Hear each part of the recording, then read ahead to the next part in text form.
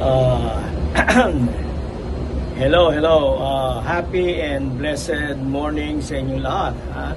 So, ito na naman ako sa early morning exercises ko, and one of them is lifting weights. Ano lang naman, dumbbell lang.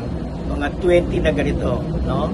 Sa right hand at 20 sa left hand.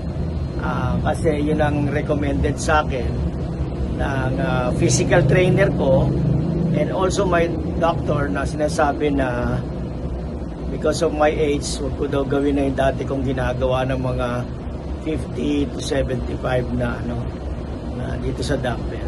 Okay, so enjoy the day. At after this naman is push-up. Ang gagawin ko, push-ups, and then yung regular brisk walking ko. Okay, bye-bye you!